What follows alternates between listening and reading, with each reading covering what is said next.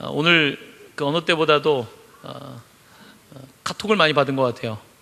그 카톡의 내용은 여러분도 많이 받으셨죠? 이번 주일에 어떤 분들이 오셔서 코로나 바이러스를 퍼뜨릴 거라고 하는 카톡이 무척 많이 왔습니다. 어떡하죠? 코로나 바이러스가 여기까지 퍼지면 안 될 텐데요.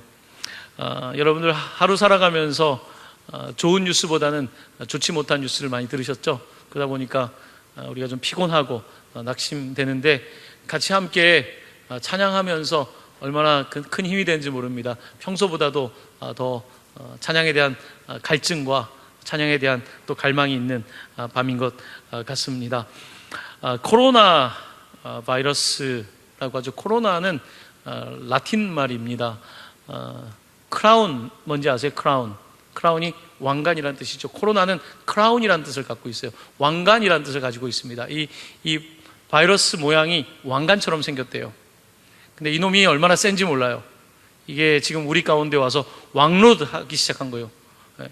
그냥 우리의 몸에 들어와서도 왕노릇하고, 또한 도시마다 왕노릇하고, 나라마다 왕노릇하고 막 퍼뜨리면서 이 왕노릇하는 이 코로나 크라운 왕관의 위험이 대단한 것 같습니다. 이 한 사람이 대단하다는 생각이 좀 들어요. 한 사람이 대단한 긍정적인 일로 대단하기도 하지만 또한 부정적인 것으로 대단할 수 있다는 생각이 좀 듭니다.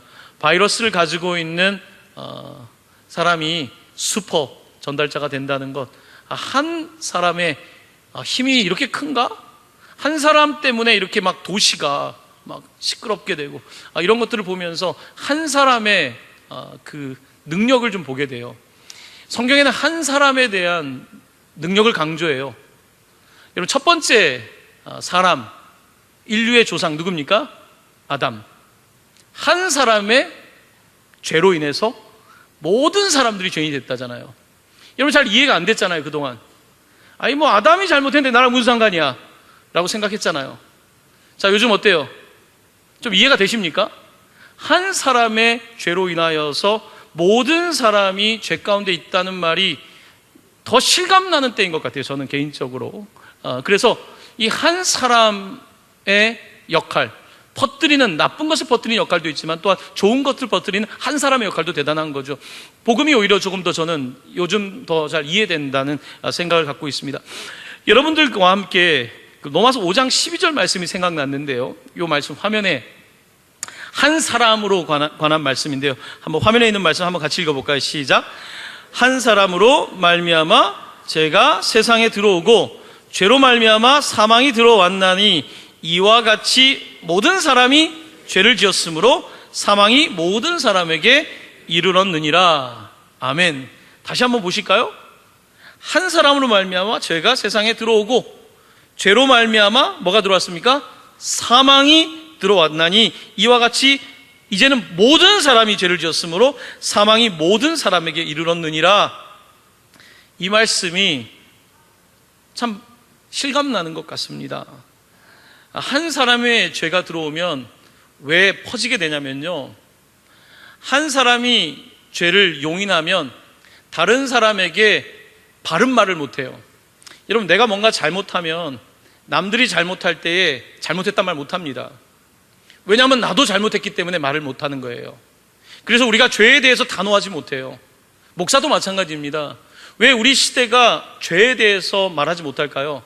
그 이유는 나도 죄인이라는 사실, 나도 너무 부끄럽기 때문에 죄에 대해서 말하기가 어려운 거예요. 그러니까 서로 죄인인데 우리 그러면 죄 있단 말 하지 말자, 이렇게 되는 거예요. 뭔가 잘못이 있을 때 잘못을 지적할 수 있는 사람이 없는 거죠. 그래서 지금 시대는 혼내는 사람도 없고 책망하는 사람도 없고, 왜냐하면 다 비슷해진 거죠. 이런 분위기가 퍼질 수 있는 것입니다. 바로 오늘 우리가 함께 조금 전에 읽은 로마서 말씀은 한 사람으로 말미암아 죄가 들어왔고 죄로 말미암아서 사망이 들어왔다라고 말씀하고 있습니다. 아까 제가 조금 전에 이 코로나가 그 왕관이라는 뜻을 갖고 있다고 그랬는데요, 로마서에서는 계속해서 왕 노릇이라는 표현을 씁니다. 죄가 우리 가운데 들어와서 왕 노릇한다는 거예요. 죄가 우리의 삶에 들어와서 왕 노릇하고, 또한 예수 그리스도께서 우리 가운데 오셔서 은혜가 우리 가운데 왕 노릇하고, 이 두 가지의 차이점을 이야기하는 거예요. 그러니까 한 사람의 죄, 첫 번째 아담으로부터 발생된 그 죄로 인해서 그 죄가 우리 가운데 왕 노릇할 수 있고, 또한 두 번째 아담이신, 그러니까 한 사람의 반대인 또 다른 한 사람인 아담, 두 번째 아담이 우리 가운데 오셔서 그 은혜가 왕 노릇할 수 있다는 거예요. 우리 가운데는 그와 같은 두 가지의 삶이 열려 있다라고 말씀하고 있습니다. 오늘 사랑하는 성도 여러분, 정말 세상에 바이러스가 왕노릇하는 때에, 죄가 왕노릇하는 때에, 악함이 왕노릇하는 때에 오히려 우리 하나님의 은혜가 더욱더 높아지기를 간절히 축원합니다. 오히려 죄가 더한 곳에 은혜가 넘친다고 하지 않았습니까? 오히려 더 어려운 때에 우리 가운데 은혜에 대한 사모함이 더 넘쳐나고, 우리 가운데 오히려 하나님의 사랑이 더 넘쳐날 수 있는 그와 같은 오히려 역전의 은혜, 또한 그런 역설의 은혜가 오늘 우리 공동체 가운데, 또한 이 나라 이 땅 가운데 함께 하시기를 간절히 축원합니다. 아멘. 오늘 여러분들과 함께 오늘 본문이 말하고 있는 그 저주받을 일에 대해서 조금 말씀드리려고 합니다. 저주. 요즘 시대에 이렇게 저주라는 말 잘 안 쓰지 않습니까? 근데 오늘 본문에는 저주라는 표현이 나와요. 어디에 대해서 저주라는 표현을 쓰냐면, 다른 복음, 그러니까 이단 사상에 대해서 저주라고 하는 아주 심각하고 조금은 극단적인 것 같은 표현을 사용하고 있는데요. 여러분, 오늘 말씀 함께 좀 보고 싶은데요, 6절 말씀 한번 볼까요? 오늘 말씀에는 다른 복음이란 말이 많이 나오는데 6절 다시 읽어보겠습니다. 제가 그리스도의 은혜로 너희를 부르신 이를 이같이 속히 떠나 다른 복음을 따르는 것을 내가 이상하게 여기노라. 너희들이 은혜로 받은 복음이 아니라 또 다른 복음을 쫓아갔다고 하면서, 자, 7절 말씀 우리 함께 봉독합니다. 다른 복음은 없나니 다만 어떤 사람들이 너희를 교란하여 그리스도의 복음을 변하게 하려 함이라. 아멘. 자, 다른 복음이라고 말합니다. 자, 우리가 하나님이 주신 말씀이 복음이잖아요. 하나님께서 아담과 하와를 창조하신 이후에 너희들 다 해도 되는데 동산 중앙에 있는 어떤 나무의 실과요? 선악을 알게 하는 나무의 실과를 따먹지 말라고 하셨습니다. 그게 그들이 들었던 하나님의 말씀이었어요. 그게 복음이었어요. 왜냐하면 그렇게 살아야지 복을 받는 삶을 사는데 그 복음의 말씀을 그들이 따라가지 못했어요. 그들 가운데에 아담과 하와에게 다른 복음이 들어왔어요. 분명히 하나님께서는 복된 삶을 살기 위해서는 내가 너에게 명령한 것을 지키라고 하셨는데 다른 복음이 들어왔어요. 누가 다른 복음을 가져다 줬을까요? 성경에서는 뱀이, 사단이 와서 뭐라고 말합니까? 정말로 너희 따먹으면 안 되니?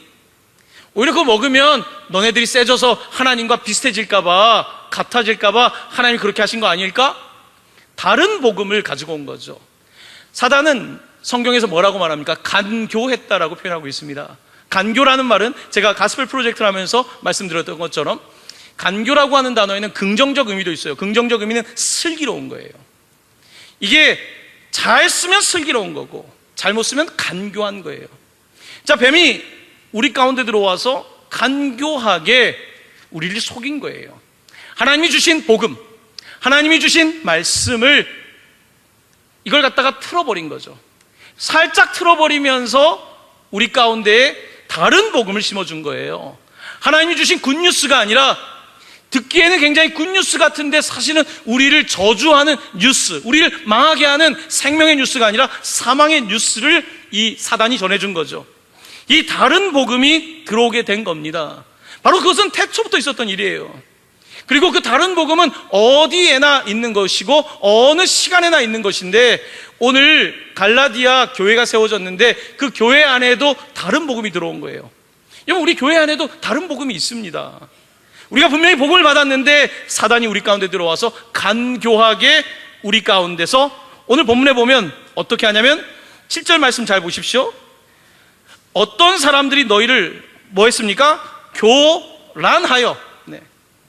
사단이 다른 복음이 우리 가운데 와서 만드는 것은 교란이에요. 교란. 우리를 혼란스럽게 하는 거예요. 분명히 A라는 말씀을 들었는데 진짜 A일까? 진리를 들었는데 이게 진리일까라고 우리로 하여금 의문을 갖게 하면서 우리를 교란시키는 역할을 하고 있는 것입니다. 사람들이, 어떤 사람들이 들어와서 사단의 그런 사주를 받아서 그렇게 교란을 하고 있는 것입니다. 자, 7절의 두 번째 보시면 교란하여서 그리스도의 복음을 어떻게 합니까? 변하게 하려 한다. 그러니까 변화가 아니라 변질시키는 거예요. 여러분, 좋은 쪽으로 변화되는 것이 아니라 변질되는 거예요.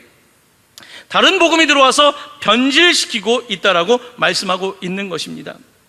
도대체 오늘 우리가 갈라디아 전체를 읽지 않았지만 사도 바울은 어떤 의미에서 다른 복음이 들어와서 우리를 교란시키고 또한 우리를 변질시킨다고 말씀하고 있는 걸까요? 그 배경은 이렇습니다. 자, 이 갈라디아에는 유대인으로서 크리스찬이 된 사람도 있었고 비유대인으로서 크리스찬이 된 사람도 있었어요. 비유대인은 그 당시에 있었던 다른 헬라파 사람들이었겠죠. 이들이 있는데 어떤 사람들이 교회에 들어와서 이런 이야기를 하는 거예요. 너 할례 받았어? 너 할례 받았어? 이렇게 질문하는 거예요. 그러니까 할례가 뭔데? 그랬더니 구약 성경에 아브라함도 할례를 받았고 이삭도 할례를 받았고 모세도 할례를 받았고 다 할례를 받았는데 너 할례 받았니? 라고 물어보는 거예요. 그러니까 성경도 잘 모르고 구약 성경도 잘 모르는 이 유대인이 아닌 비유대 사람들은 그게 뭔데? 나 그런 거 받은 적 없는데? 나 잘 모르겠는데? 그렇게 답변을 하니까 이제 가만히 들어온 사람들이 너 할례 안 받으면 구원받을 수 없어. 너 그러면 아브라함 자손 아니야. 너 이삭의 자손 될 수 없어. 이렇게 이야기를 하는 거죠. 자, 이렇게 하다 보니까 사람들이 분명히 내가 세례받고 예수 그리스도를 믿으면 구원을 받는다고 했는데 나는 그래서 이제 정말 교인이 되었고 복음 가운데 살아가는데 어떤 사람들이 들어와서 복음 외에 십자가 외에 할례가 있었다는 거예요. 그랬더니 사람들 중에 난 어떡하지? 나도 할례 받아야 되나? 이런 식의 분위기가 조성되고 있었던 거예요. 바울은 자신이 세운 이 갈라디아 교회, 내가 개척한 교회에 내가 떠난 이후에 어떤 사람들이 들어와가지고 이와 같이 교란시키고 복음을 사람들을 변화시키는 게 아니라 오히려 변질시키는 상황 속에서 안타깝게도 교회 안에 다른 복음이 들어왔습니다. 이 다른 복음이 우리를 곤란하게 하고 자꾸 우리를 변질시켜서 십자가로부터 멀어지게 합니다. 십자가의 능력이 사라지게 하고 오히려 자꾸 우리의 율법과 우리의 열심이 하나님보다 더 앞서가게 만듭니다. 거기에 대해서 안타까워하면서 편지를 쓰는 거예요. 그래서 갈라디아서의 느낌은 화가 났어요. 사도 바울이 화가 났어요. 성도들에게 화가 났다기보다는 그 악한 사상을 가지고 온 사람들이 화가 났고 또한 거기에 먹잇감이 돼버리는 이와 같은 상황들에 화가 난 거예요. 성도들이 진리를 구별하지 못하고 이단 사상에 빠지고 다른 복음에 빠지는 이와 같은 상황이 안타까워서 그는 막 화가 많이 나 있어요. 네. 여러분, 진리 가운데 있는 사람은요 아무 때나 화를 내진 않지만 화를 낼 줄 아는 게 진리 가운데 사는 사람이에요. 어떻게 화가 안 납니까? 이런 일을 보면서 아이고 그냥 뭐 그런 거지, 그냥 그럴 수도 있지라고 말하는 것은 본인에게 진리가 없는 거예요. 사도 바울은 이 일로 인해서 막 화가 났습니다. 그리고 심지어 더 화가 나는 것은요, 갈라디아서 굉장히 솔직한 책이에요. 여러분, 게바가 누군지 아시죠? 게바, 베드로죠. 게바, 베드로에 대한 얘기가 있어요. 베드로가 또 하나님 앞에서 교회 안에서 위선을 행했다는 거예요. 선을 위장했다는 거죠. 무슨 일이 있었냐면 이제 베드로가 교회 안에서, 베드로는 이제 유태인들이니까, 자기도 유태인이니까 유태인들과 친했는데 이방 사람들, 유태인이 아닌 사람들과 같이 밥을 먹고 있었어요. 그런데 갑자기 유태인들이 들어오니까 갑자기 얼굴색을 싹 바꾸는 거예요. 그러면서 조금 전까지는 유태인들과 함께 식사도 하고 같이 삶을 나눴던 이 베드로가 얼굴색을 싹 바꾸면서 모른 척, 자기는 유태인인 척, 할례 받지 않은 사람들과 어울리지 않는 척. 왜냐하면 할례 받지 않는 사람들과 어울리는 것은 그것은 율법이 막고 있는 것이라고 사람들이 생각하기 때문에 그런 거예요. 자, 그와 같은 잘못을 베드로도 했던 거예요. 바울은 화가 났어요. 아니, 어떻게 베드로가 그럴 수 있습니까? 어떻게 교회 안에 자꾸 이런 다른 복음이 들어와서 왜 교회를 혼란시키고 자꾸 교회를 변질되게 합니까? 이렇게 화가 나 있는 겁니다. 자, 그러면서 여러분 성경책 오늘 1장까지 1장을 읽었는데 2장으로 넘어가 볼게요. 자, 요 이야기가 어디에 있냐면 2장 3절 4절에 있는 말씀을 제가 드린 거예요. 우리 3절 4절 말씀 같이 읽어볼까요? 시작. 그러나 나와 함께 있는 헬라인 디도까지도 억지로 할례를 받게 하지 아니하였으니 이는 가만히 들어온 거짓 형제들 때문이라. 그들이 가만히 들어온 것은 그리스도 예수 안에서 우리가 가진 자유를 엿보고 우리를 종으로 삼고자 함이로되. 자, 4절에 뭐라고 되어 있었냐면 가만히 들어온 거짓 형제가 있다는 거예요. 마치 에덴 동산에 사단이 가만히 은근슬쩍 들어와가지고 이렇게 섞어 놓는 것처럼 교회 안에 싹 들어온 거예요. 여러분, 교회 안에 계속해서 이단 사상은 교회의 양들을 노리고 있죠. 네. 특별히 어떤 사람을 노릴까요? 나는 잘 모른다고 생각하는 사람, 나는 잘 몰라요. 여기 있는 그 비유대인들처럼, 이방인처럼 난 잘 몰라요. 그리고 확신이 없는 사람들 찾아오고, 또 마음이 외로운 사람들, 연약한 사람들한테 와서 데리고 가는 거죠. 이런 일들을 이제 이와 같은 사단이 하고 있다는 거죠. 사도 바울은 이와 같은 상황 속에서 다른 복음에 대해서 상당히 센 이야기를 합니다. 여러분, 오늘 1장 8절 말씀입니다. 1장 8절 말씀 우리 한번 같이 읽어볼게요. 시작. 그러나 우리나 혹은 하늘로부터 온 천사라도 우리가 너희에게 전한 복음 외에 다른 복음을 전하면 저주를 받을지어다. 굉장히 센 이야기를 하죠. 9절 가도요, 다른 복음을 전하면 뭘 받는다? 저주를 받을지어다. 바울은 굉장히 지금 강한 표현을 사용하고 있습니다. 심지어 아까 8절에서 뭐라고 했냐면요, 우리가 다른 복음을 전하면 나도 저주를 받아야 된다. 우리도 저주를 받아야 되고, 심지어 하늘로부터 온 천사라도 저주를 받아야 된다. 하늘로부터 온 천사 사단, 저주를 받아야 된다는 거예요. 우리는 저주라는 표현을 잘 사용하지 않지만 우리가 창세기 가스펠 프로젝트를 통해서 보는 게 뭡니까? 사단이 여자를 속여서, 또한 여자가 아담과 함께 선악을 알게 한 나무를 먹게 할 때 분명히 하나님께서는 뱀을 어떻게 하셨습니까? 저주하셨습니다. 뭐라고 말씀하셨냐면, 내가 이렇게 하였으니 내가 모든 가축과 들의 모든 짐승보다 더욱 저주를 받아 배로 다니고 살아있는 동안 흙을 먹을지니라. 분명하게 성경은 하나님께서 뱀에게, 사단에게 저주하셨다고 그래요. 그뿐만이 아닙니다. 하나님께서는 사람도 저주하셨어요. 땅을 저주하셨고, 땅에서 사람도, 남자들은 노동해야 된다고 하셨어요. 땅의 저주로 말미암아 우리도 노동하는 자가 되어야 된다. 예전에는 죄가 있지 않을 때에는 그렇게까지 하지 않아도 자연스럽게 이런 생명체가 자랐단 말이에요. 근데 지금은 노동하지 않으면 안 되는 거예요. 자, 그리고 하나님께서는 또 여자에게도 저주를 주십니다. 태의 저주에 태. 아니, 그냥 생명을 그냥 쑥 나면 되잖아요. 그렇지 않아요. 해산의 수고를 저주하셨다고 말씀되어 있어요. 여러분, 죄의 문제는 저주와 관련된 거예요. 우리는 저주라는 단어를 싫어하고 죄라는 단어를 싫어해서 그렇지, 성경은 저주라고 하는 단어를 굉장히 많이 사용하고 있습니다. 복이라고 하는 단어를 한 600번 사용하면 저주라는 단어는 한 300번 사용하고 있어요. 여러분, 성경은 절대로 우리 가운데에 순진하게 그저 하나님 사랑이면 다 된다라고 하는 거기에 머물지 않습니다. 물론 그것을 말씀하려고 하는 것이지만 분명히 성경 우리 가운데 저주에 관하여 말씀하고 있는 것입니다.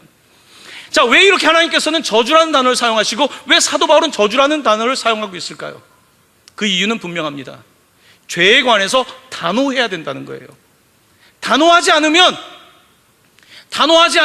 예스와 노가 단호하지 않으면 우리는 언젠지 자기도 모르게 교란될 것이고, 교란을 넘어서서 변질될 것이기 때문에 그런 거예요.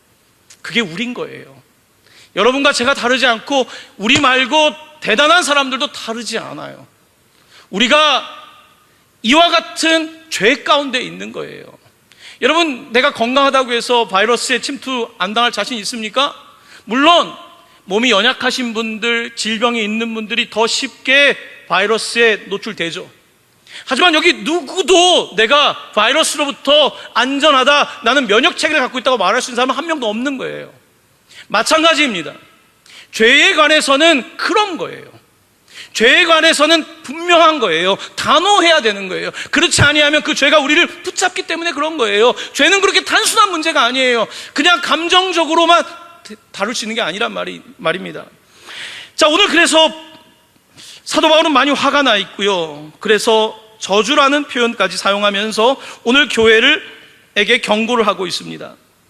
사랑하는 성도 여러분, 요즘 우리는 굉장히 혼란한 시대를 살아가고 있습니다. 혼란한 시대, 요즘 바이러스 때문에 교회도 도대체 어떤 교회를 가야 될지 모르겠죠. 이런 믿지 않는 친구들이나 주변 사람들이 여러분 물어보지 않으세요? 아니, 그 대구에 있는 교회가 바이러스에 퍼졌다는데 너네 교회도 비슷한 거 아니야? 여러분, 사람들은 어떤 교회가 진짜 교회고 어떤 교회가 가짜 교회는 잘 몰라요. 쉽지 않습니다. 지금은 정말 모르겠는 거예요. 사람들 대부분이 볼 때는 이게 뭐가 진짜 복음인지 다른 복음인지, 무엇이 진리인지 비진리인지를 알기가 어려운 거예요. 이와 같은 시대를 우리가 살아가면서 오늘 본문은 우리에게 다시 말씀하고 있는 거예요. 예수의 십자가 외에 다른 것은 전부 다 다른 복음이 된다는 거예요. 특별히 이단 사상의 특징은 뭡니까? 처음에는 성경을 잘 가르치는 것 같아요, 여러분. 그래서 내가 몰랐던 말씀을 잘 가르치게 하는 것 같지만요, 끝이 다른 게 이단이라 그랬잖아요. 이단, 달을 이자에다 끝단자, 끝이 다른 거예요. 처음에는 성경 말씀을 굉장히 잘 가르치는 것 같아요. 그런데 지나가면 지나갈수록 이제 어떤 결과에 도착하냐면 십자가가 아니라 살짝 조금씩 다른 데로 인도하기 시작해요.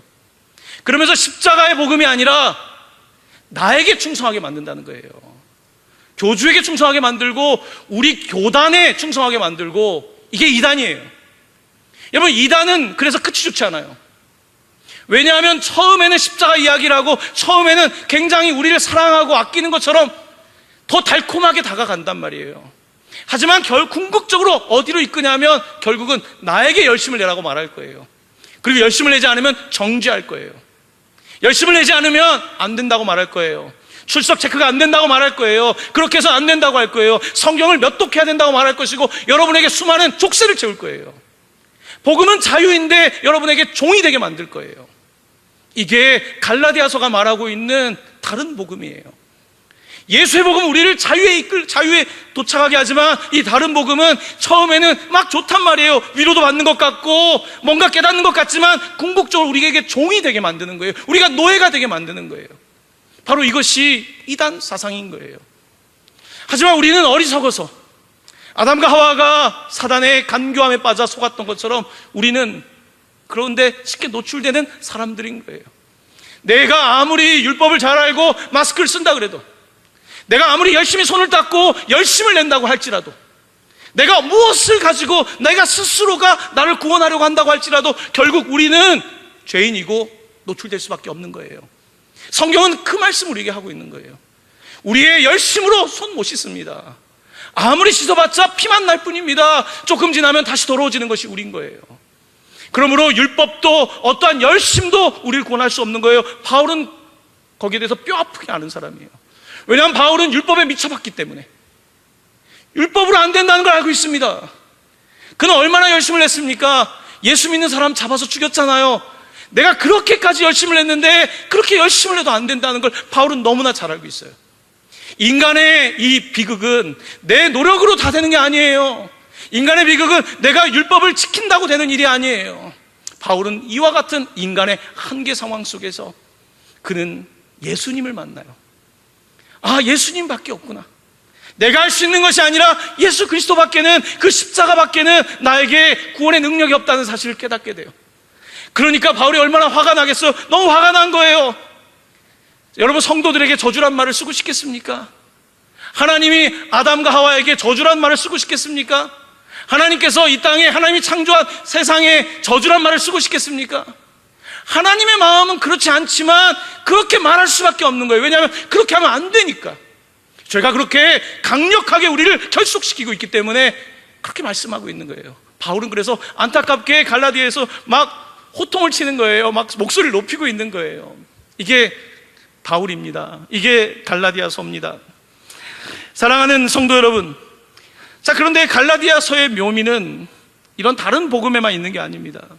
정말 우리를 눈을 뜨게 하는 말씀들이 갈라디아서에 많은데요, 오늘 다 소개할 수는 없고 갈라디아서 3장 13절 말씀을 여러분께 좀 소개하고자 합니다.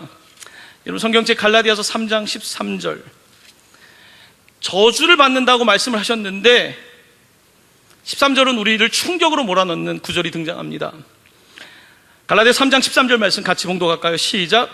그리스도께서 우리를 위하여 저주를 받은 바 되사 율법의 저주에서 우리를 속량하셨으니 기록된 바 나무에 달린 자마다 저주 아래에 있는 자라 하였음이라. 아멘. 여러분, 충격을 받으셨습니까? 아직 못 받으셨어요? 조금 전에 다른 복음 따라가는 사람들에게 저주를 말씀하셨잖아요. 자, 그런 우리 주님께서 13절 뭐라고 합니까?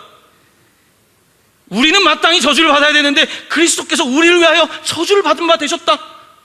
율법의 저주에서 우리를 속량하기 위해서 나무에 달린 자마다 다 저주받은 거 아니에요? 십자가, 로마의 그 십자가 모두 저주받은 건데 예수께서 저주가 되셨다는 거예요. 왜요? 저주받을 이유가 없지만 그가 너희가 저주받는다는 말씀이 아니라 내가 저주받아서 너희들의 저주로부터 너희를 속량한다고 말씀하고 있는 거예요. 이 엄청난 복음이 선포되고 있는 것입니다. 복음은 능력이에요. 왜냐하면 우리를 정죄하는데 너 인간이 잘못됐어, 너 저주받아라고 말하는 것은 복음이 아니에요. 그것은 문제를 지적하는 것으로 끝나요. 해결책이 없어요. 하지만 복음은 우리가 죄에 있다는 사실을 알려줄 뿐만 아니라 죄를 해결할 수 있는 방법인 예수 그리스도께서 저주를 받아 우리를 위하여 죽으셨다. 또한 그가 죽음으로부터 사망의 권세에 이르는 바로 이 세상 속에서 우리를 생명으로 이끄셨다. 놀라운 복음을 선포하고 있는 것입니다. 바로 이것이 복음이에요. 오늘 설교의 제목은 저주의 해독제입니다. 아마 갈라디아서 1장만 읽는 사람은 그냥 바울이 화가 났나 보다, 그냥 자기가 싫어하는 사람한테 저주하나 보다, 이렇게 생각할 수도 있을 것 같아요. 하지만 그건 갈라디아서를 앞에만 읽다 만 사람이에요. 갈라디아서를 계속 읽어보면 그 저주란 단어가 우리 주님께 사용될 때, 나에게 사용되어야 될 그 표현이 우리 주님께 적용될 때 우리는 비로소 눈을 뜨게 돼요. 아, 예수님은 바로 우리의 저주로부터 우리를 해독시켜주는 분이구나. 창세기 3장 15절에 여자의 후손이 뱀의 후손의 머리를 상하게 하신다고 그랬잖아요. 뱀의 머리를 상하게 하시는 분이시고 그가 또한 자기도 피 흘림이 있잖아요. 그의 발에서 피 흘림이 있잖아요. 바로 자신이 피 흘림으로 말미암아 이 사망으로부터 우리를 구원하고 계시는 놀라운 복음이 선포되고 있는 것입니다. 오늘 복음은 우리를 다시 한번 이단 사상으로부터 우리를 지켜줘요. 아, 그렇구나. 이단 사상은 우리에게 세상에 열심을 내게 하는구나. 자기 열심. 여러분, 우리는 다 인정받고 싶어요. 그래서 교회 안에서 열심 낼 때요, 우리의 많은 동기는 내가 인정받고 싶어서 그래요. 왜냐하면 교회에서 열심히 하면 왜 성도님들이 인정해주고 또 목사님도 인정해주고 사람들이 막 해주잖아요. 그러다 보면 나도 모르게 예수에게 열심을 내는 게 아니라 교회에만 열심을 내는 거예요. 주님께 열심을 내는 게 아니라 목사님께 열심을 내는 거죠. 성경은 그와 같은 열심을 이단적인 것으로 치고 있습니다. 지금 우리 주변에 있는 이단 사상의 특징은 예수에게 열심을 갖게 하는 것이 아니라 예수가 아닌 something else, 다른 것에 더 열심을 내게 하는 거예요. 처음에는 안 그런 것 같아요. 하지만 궁극적으로 우리를 속아서 자유를 다 뺏어갈 거예요. 마치 중독에 걸린 사람처럼 종교에 빠지는데 가정도 돌보지 않아요. 아니, 처음에는 이게 자유인 줄 알았는데 점점 거기에 매여서 아무런 자유가 없어요. 이게 이단이에요. 여러분, 이단 사상은 우리를 무섭게 지금 파들어가고 있어요. 왜냐하면 우리가 하나님의 말씀, 예수 그리스도의 복음을 제대로 이해하지 못하고 있기 때문에 이런 일이 벌어지고 있는 것입니다. 저는 요즘 일어나는 일들을 바라보면서 오히려 우리가 더 깨어날 수 있도록 하나님께서 말씀하고 계시는구나. 우리가 얼만큼 자기의 이념과 자기의 열심과 자기의 종교적 그런 형식들에 빠져서 살고 있는지, 얼마나 우리가 연약한 존재인지 하나님께서는 우리로 하여금 깨닫게 하시고, 오히려 이런 때에 다시 성경 말씀을 깨닫게 하시는 것이 아닌가, 그런 느낌을 받습니다. 죄는 한 사람 때문에 시작됐어요. 한 사람 때문에, 마치 한 사람의 슈퍼 전파자를 통해서 전파된 것처럼 전파가 된 거예요. 하지만 성경은 뭐라고 말합니까? 이 저주를 해독하는 또 다른 한 사람이 계시다는 거예요. 그 한 사람은 하나님의 아들이시지만 인간의 몸을 입고, 그는 죄가 없지만 죄의 모든 짐을 지고 우리를 대신하여 채찍에 맞으시고 우리를 위하여 피를 흘리시고 가시 면류관, 코로나 같은 면류관이 아니라 가시 면류관을 쓰시고, 그것이 우리에게 의의 면류관이 될 수 있도록 하기 위해서 자신을 내어주신 바로 예수 그리스도, 그가 바로 우리가 믿는 한 사람인 줄로 믿습니다. 우리는 그 한 사람을 믿는 것입니다. 그 예수 그리스도를 믿는 것입니다. 사랑하는 성도 여러분, 이 예수 그리스도를 개인적으로 더 만나실 수 있게 되길 바랍니다. 인격적으로 만날 수 있게 되길 바랍니다. 예수를 만나시면 여러분 자유로워질 거예요. 더 이상 내가 매이지 않을 겁니다. 더 이상 내가 세상에 그런 것에 목말라 하지 않고 정말로 복음에만 목마르고 그 복음이 나를 자유케 할 거예요. 이게 자유구나, 이게 사랑이구나, 이게 바로 하나님의 은혜이구나, 이것이 누군가의 경험이 아니라 나의 고백으로, 나의 간증으로 나오게 될 것입니다. 그와 같은 은혜가 우리 동강교회에 모이신 여러분들과 함께 하시기 간절히 축원합니다. 특별히 오늘 금요일 밤에 오신 여러분들과 함께 하시기를 다시 한번 예수님의 이름으로 간절히 축원합니다. 아멘.